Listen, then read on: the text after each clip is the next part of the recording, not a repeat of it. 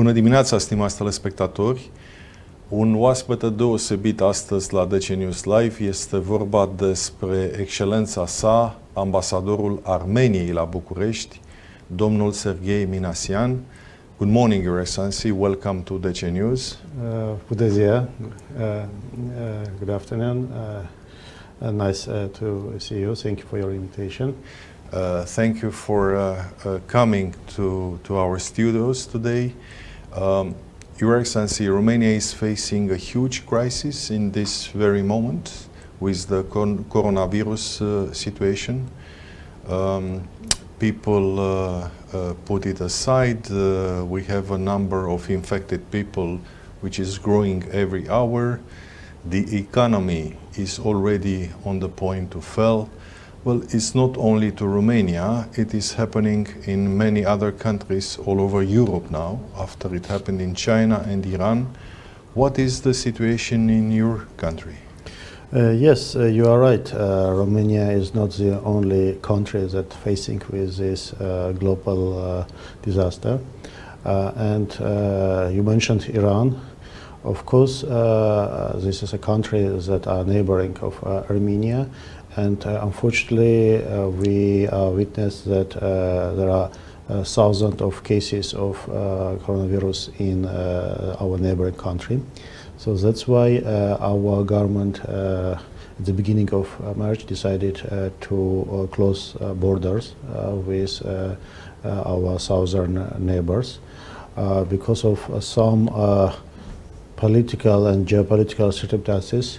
We also have closed borders with our neighbors on west and east, with Turkey and Azerbaijan. And the only land border that still is active, it's Georgia. So up to this time, we have just only one registered cases of coronaviruses, but also we have some dozen of people that came from, mainly from Iran, that are now under the quarantine. And just yesterday, we were expecting two planes with our citizens that are coming from Italy. So it seems that Armenia, like all other countries, is trying to be prepared for these waves of viruses. I think maybe because of some specific of our geopolitical and geographic location, we are now not in the center of the spreading of these viruses, at least in our region. But of course, our government trying to do its best to be better prepared for these viruses. Of course, a lot also depends on the reaction of our people, society, because people should be also ready for such kind of challenges. In Iran, your neighbor country, the situation looks it went out of control. What do you understand by closing the border? Everybody who is entering from Iran to Armenia is put it in quarantine, is put in isolation, or you simply close the border for a few weeks? We closed a border for commerce from Iran. The exception, it might be only for the citizens of Armenia that are coming back from our neighboring country. But as I know, almost everybody that were going to return to Armenia from Iran, they already come back. The closing of border, of course, first of all, it's connected with the travel of people. But as I know, there is no any kind of restriction for goods. But of course, I think maybe on the border, all measures are doing to challenge with the spreading of virus from a neighboring country. In this situation, how is Armenia doing? Armenia is a Christian country having neighbors like Azerbaijan, Turkey, Iran.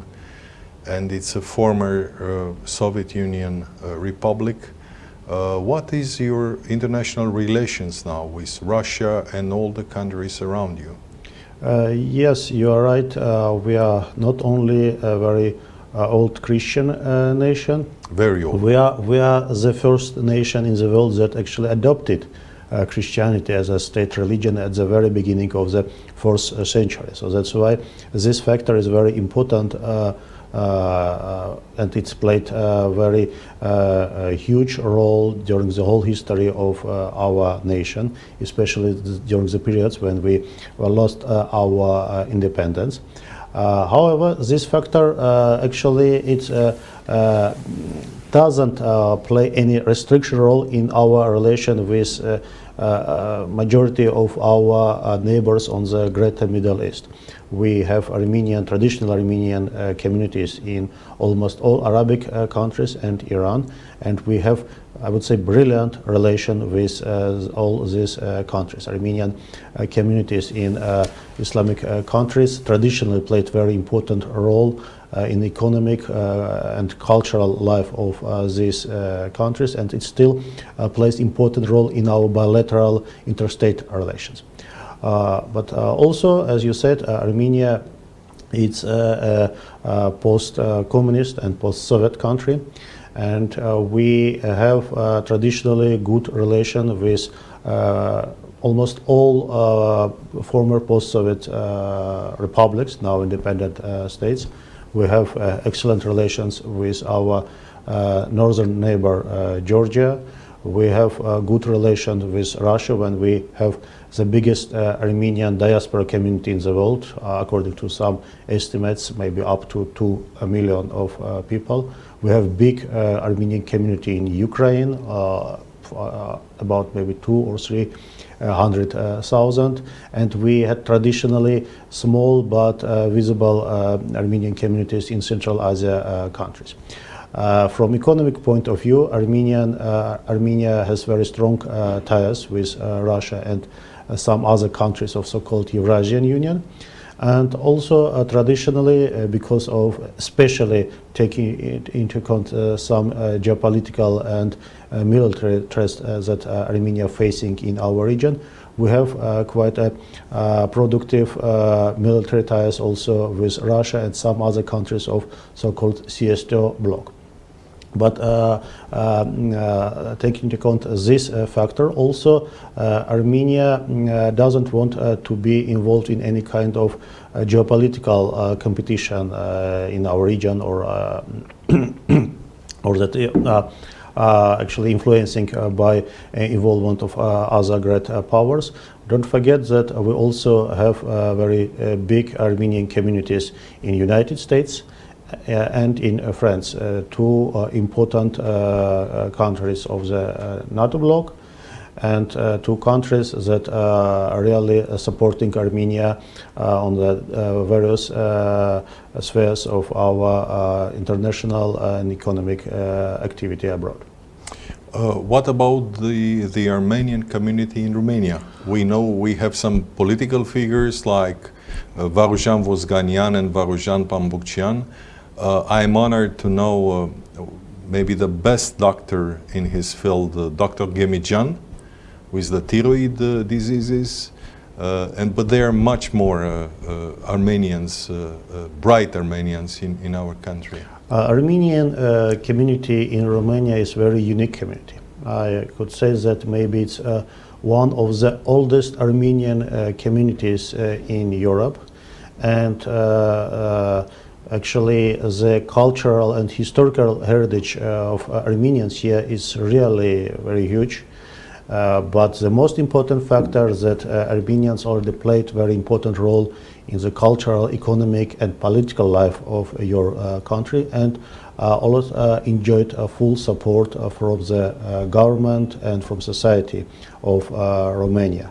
And I'm very happy to say that we could see, in case of approach toward Armenian minority, very good example that Romania plays not only in Europe but maybe even in the international arena in your policy toward ethnic and religious minorities.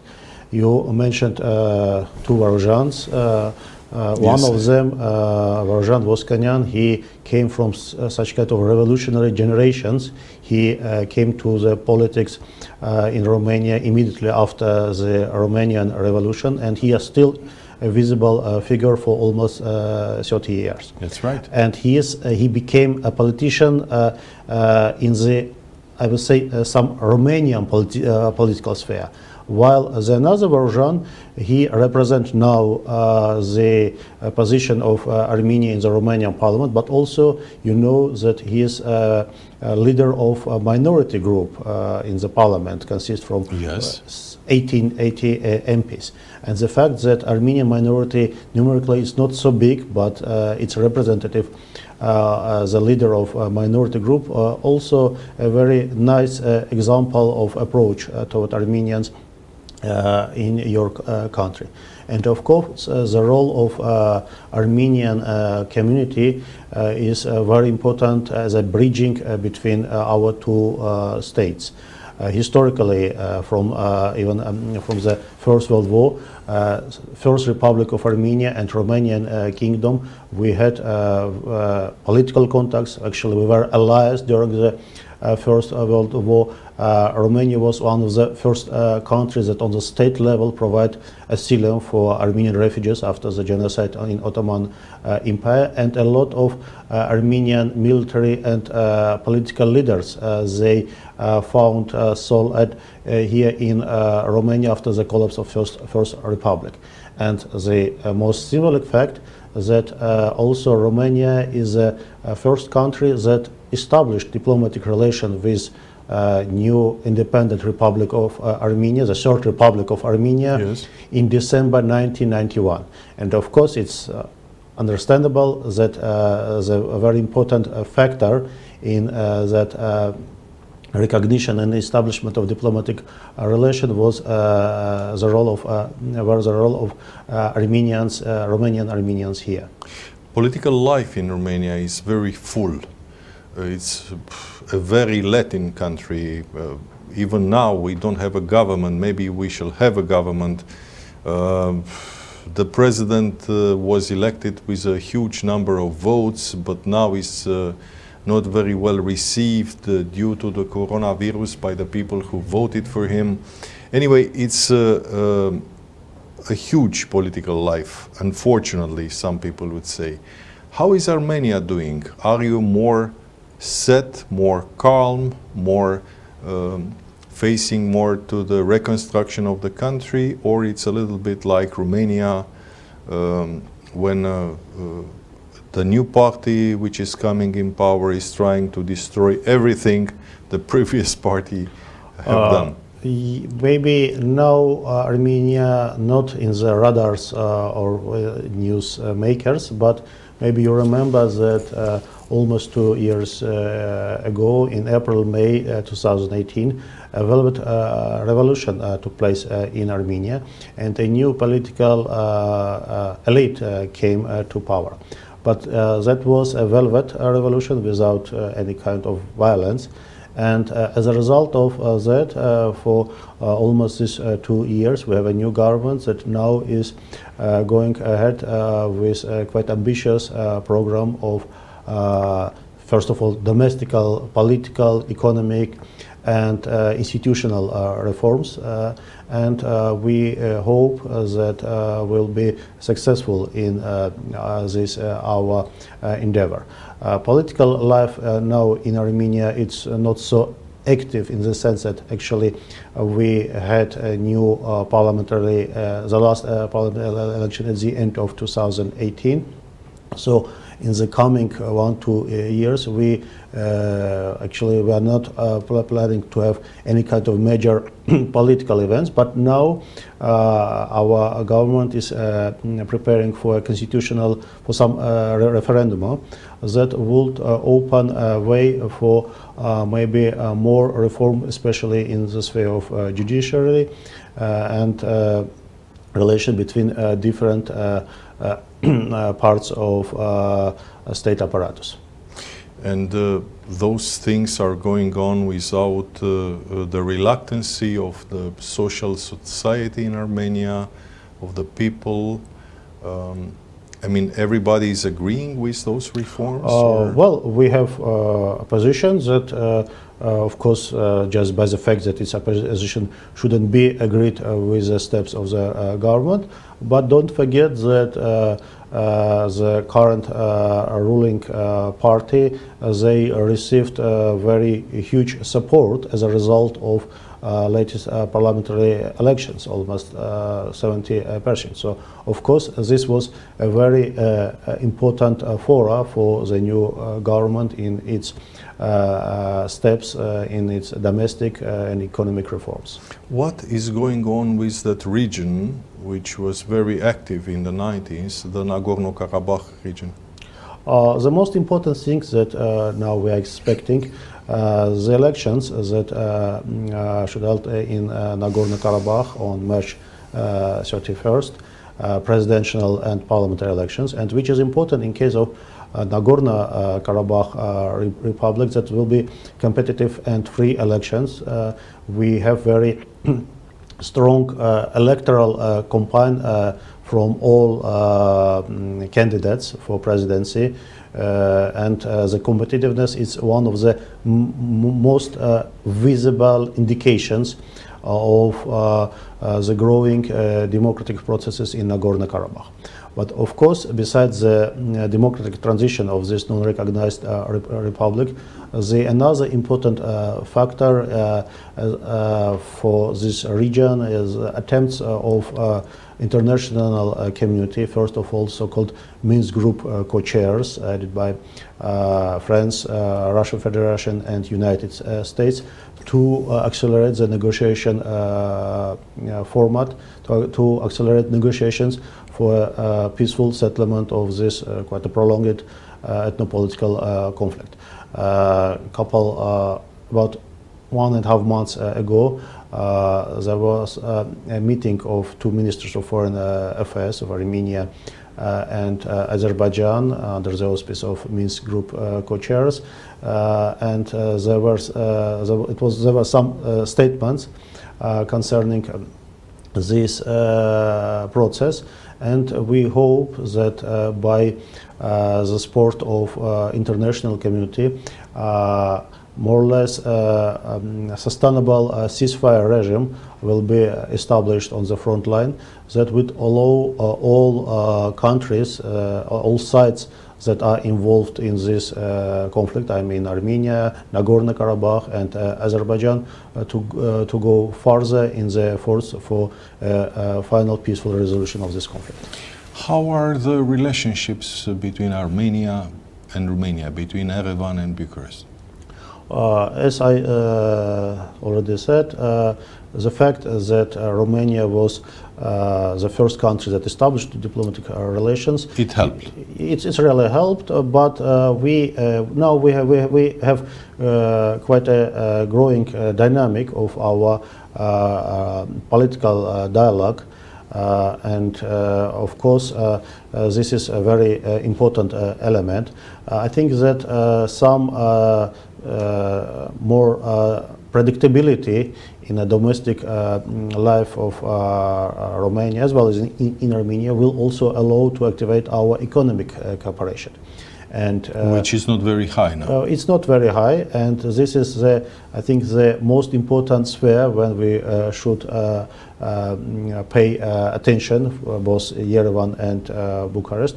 But I'm sure, and we are in a permanent contact with a representative of Romania authorities on a different level, that we fully agree that we should activate our cooperation, first of all, in economic, but also in political, parliamentary, and people-to-people contacts. And this is actually very important because for Armenia, Romania considering as some kind of a geographically closest gate toward Europe. For us, Romania is an important EU member country in our region with a growing capacity that was also demonstrated by Romania last year during its first EU presidency. And we also value the role of Romania in other international formats, also as a NATO member country, as an active country in the UN and other in Francophonia format. All these spheres, when I hope that will establish productive cooperation with our Romanian colleagues. And I hope that also for Romanian side, Armenia might play important role as a partner in important for Romania areas, regions like the Middle East, post-Soviet space, and I think that this is also a sphere when Armenia can suggest something positive to its friends here in Romania. Are you hoping, or is your foreign politics in such a way that at a certain moment Armenia would like to join the EU and the NATO?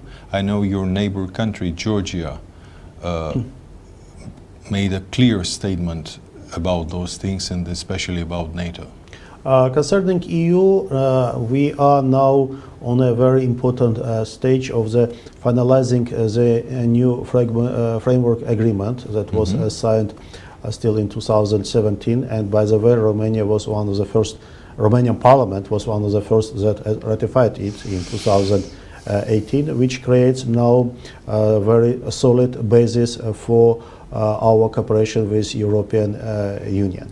We are also an active member of EU Eastern Partnership Program, and here also the sphere when Romania very active supports Armenians' activity in this program. And by this moment, I think it's a more or less a realistic format of our relations with European Union in the institutional framework. And of course, for us, it's also very important activating our bilateral relation with all member countries. And Romania, as I said, is one of very important actually partners and supporters of Armenia EU integration processes.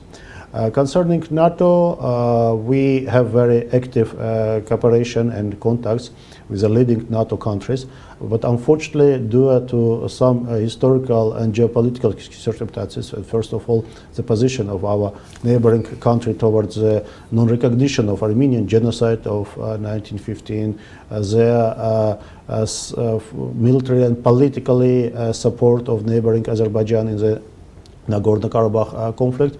So we have a non-so positive background with relations in Turkey that of course influence to the whole format of our cooperation with NATO.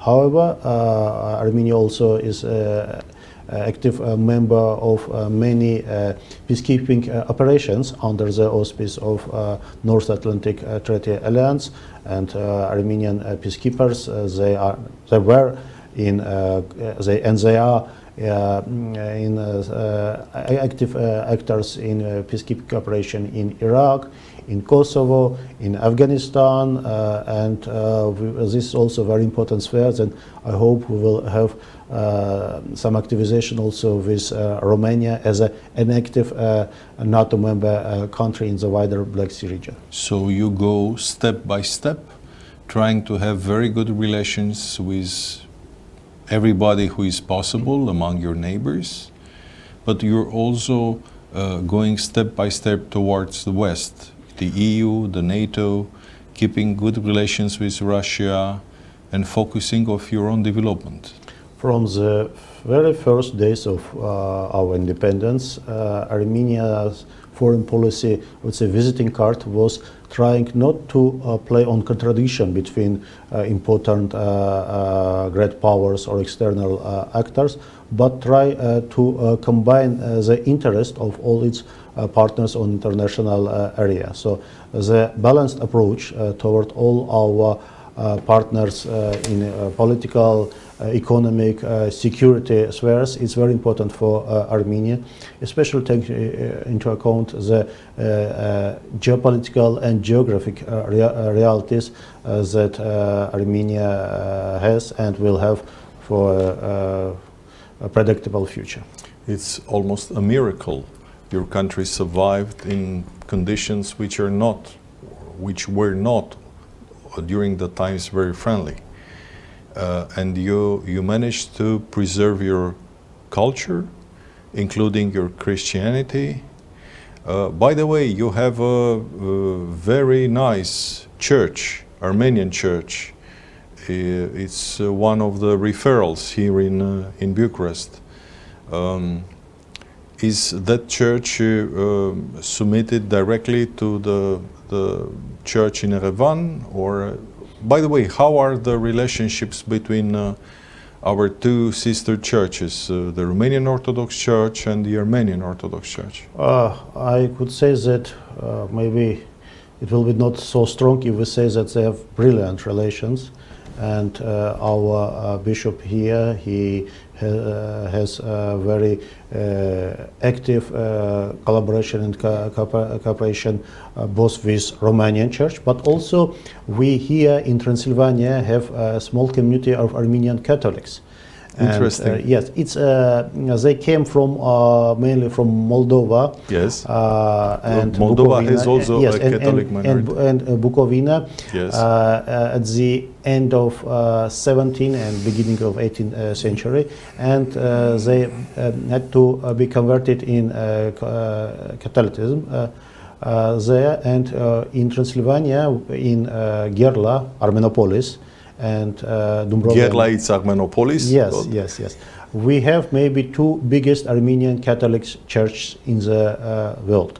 And of course, this creates some important and interesting specific to the Armenian religious presence here in Romania. But coming back to Armenian Apostolic Church and its relations with Romanian sister Orthodox Church, I should say that of course we have very good relations between our two churches.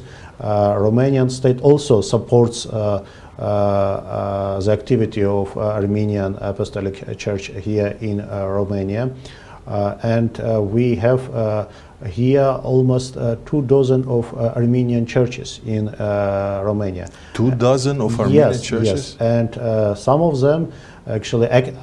So more than 20 churches? About 20 churches, and for example, one of them in Botoșani, it was founded in 1050, and the another one, it's a historic monument. It's almost all Armenian churches, they are actually historic monument, and they should be considered as a historical heritage both for Armenians and for Romanians. Absolutely. For example, in case of Hachkatar monastery that was established in 1512, it's also a very important religious center, not only for Armenians in Suceava region, but also for ethnic Romanians. And the Armenian church here in Bucharest, which of course a huge architectural complex, it is also maybe the only church in the world that was the construction was finalized in 1915, the year of Armenian genocide. And it's dislocated in the Armenian quarter of Bucharest, on the Strada Armeniasca, and of course this is a part of the historical heritage of the Romanian capital. Absolutely. Are you going to make some cultural events, political events, visits in the next period? I know with the coronavirus everything has changed. The European Parliament stopped the work. I understand the Romanian Parliament is about to do the same thing, but the virus crisis will pass in 1 month, 2 months, I don't know. It will pass for sure. Are you going to do some new things between our two countries? Definitely. Of course, a lot of our activities, visits, joint visits, mutual visits, visits of our parliamentarians, politicians, cultural contacts, have been a bit postponed due to this spread of viruses. However, we have a very ambitious program of cooperation both on political, economic, and in cultural spheres. And in cooperation with Union of Armenians of Romania, with Armenian the Diocese of Romania, with our partners from different spheres here in Romania, and first of all with the Romanian government and with the Romanian parliament, we are planning to organize a lot of events and visits this year. And I hope after some kind of a normalization of this epidemiologic situation and with predictability in the political life, we'll be able to activate all and to conduct all our planning activities. Your Excellency, thank you very much for your interview, and we wait for you in DC News every time when you and your embassy or your government is doing something concerning also our country, Romania. Thank you so much. Mulțumesc mult. It was my pleasure to be a guest of your program, and I'm also sure that we will continue our active collaboration. Thank you. Stimați telespectatori, vă mulțumim. A fost excelența sa, ambasadorul Armeniei la București, domnul Sergey Minasyan. Rămâneți alături de DC News Live în continuare. Urmează primarul sectorului 4, Daniel Băluță, în fața dumneavoastră. O zi bună!